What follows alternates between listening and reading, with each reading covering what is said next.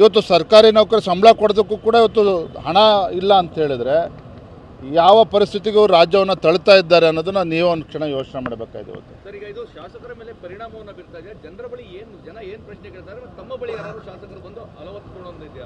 ಕಾಂಗ್ರೆಸ್ ಇರ್ಬೋದು, ಈ ಯಾರನ್ನು ಕೇಳ್ತಕ್ಕಂಥ ಪ್ರಶ್ನೆ ಅಧಿವೇಶನ ನಡೀತಾ ಇದೆ. ಆಡಳಿತ ಪಕ್ಷ ಶಾಸಕರು ಎಷ್ಟು ಜನ ಅಲ್ಲಿ ಕೂತಾರೆ ಅನ್ನೋದನ್ನು ಒಂದು ಕ್ಷಣ ಯೋಚನೆ ಮಾಡಿ. ಯಾವುದೇ ಶಾಸಕರಿಗೂ ಆಸಕ್ತಿ ಇಲ್ಲ ಅಧಿವೇಶನದೊಳಗೆ ಕೂರೋದಕ್ಕೆ. ಅವರ ಕ್ಷೇತ್ರದಲ್ಲಿ ಓಡಾಡೋದಕ್ಕೂ ಕೂಡ ಧೈರ್ಯ ಇಲ್ಲ. ಅಧಿವೇಶನದಲ್ಲೂ ಕೂಡ ಕೂರ್ತಕ್ಕಂಥ ಆಸಕ್ತಿ ಕಳೆದುಕೊಂಡಿದ್ದಾರೆ. ಮುಖ್ಯಮಂತ್ರಿಗಳ ಹತ್ರ ಹೋದರೆ ಅವರು ಕೂಡ ಅಸಹಾಯಕರಾಗಿ ಇವತ್ತು ನಡ್ಕೊಳ್ತಾ ಇದ್ದಾರೆ. ಎಲ್ಲಿಂದ ದುಡ್ಡು ತರಲಪ್ಪ ಅನ್ನೋ ಮಾತನ್ನು ಮುಖ್ಯಮಂತ್ರಿಗಳು ಹೇಳ್ತಾ ಇದ್ದಾರೆ.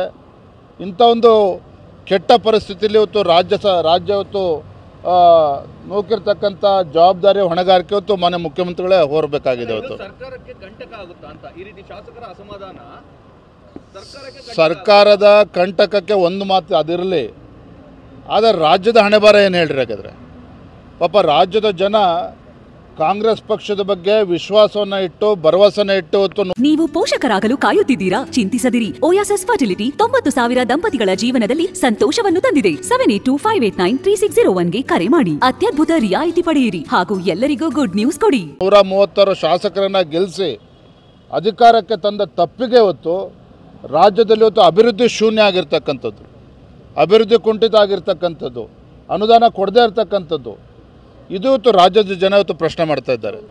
ಇವತ್ತು ಸರ್ಕಾರಿ ನೌಕರ ಸಂಬಳ ಕೊಡೋದಕ್ಕೂ ಕೂಡ ಇವತ್ತು ಹಣ ಇಲ್ಲ ಅಂತ ಹೇಳಿದ್ರೆ ಯಾವ ಪರಿಸ್ಥಿತಿಗೂ ರಾಜ್ಯವನ್ನು ತಳ್ತಾ ಇದ್ದಾರೆ ಅನ್ನೋದನ್ನ ನೀವು ಒಂದು ಕ್ಷಣ ಯೋಚನೆ ಮಾಡಬೇಕಾಗಿದೆ ಇವತ್ತು. ಸರ್, ಈಗ ಇದು ಶಾಸಕರ ಮೇಲೆ ಪರಿಣಾಮವನ್ನು ಬೀರ್ತಾ ಇದೆ. ಜನರ ಬಳಿ ಜನ ಏನು ಪ್ರಶ್ನೆ ಕೇಳ್ತಾರೆ, ತಮ್ಮ ಬಳಿ ಯಾರು ಶಾಸಕರು ಬಂದು ಅಲವತ್ತುಕೊಳ್ಳೋದಿದೆಯಾ? ಕಾಂಗ್ರೆಸ್ ಇರ್ಬೋದು, ಈ ಯಾರನ್ನು ಕೇಳ್ತಕ್ಕಂಥ ಪ್ರಶ್ನೆ ಅಧಿವೇಶನ ನಡೀತಾ ಇದೆ.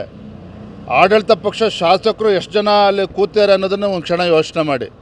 ಯಾವುದೇ ಶಾಸಕರಿಗೂ ಆಸಕ್ತಿ ಇಲ್ಲ ಅಧಿವೇಶನದೊಳಗೆ ಕೂರೋದಕ್ಕೆ. ಅವರ ಕ್ಷೇತ್ರದಲ್ಲಿ ಓಡಾಡೋದಕ್ಕೂ ಕೂಡ ಧೈರ್ಯ ಇಲ್ಲ.